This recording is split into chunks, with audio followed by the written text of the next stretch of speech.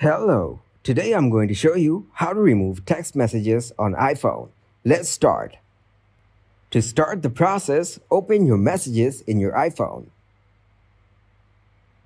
Now tap on any chat. Then hold that text. Here, tap on More.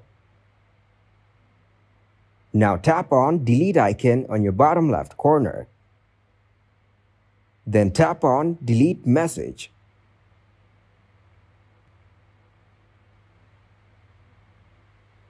To delete a message, swipe left. Then tap on Delete icon. This is how you can remove text messages on your iPhone. Give this video a huge like and subscribe to get more helpful videos like this that explain me how we're solving new problems every day.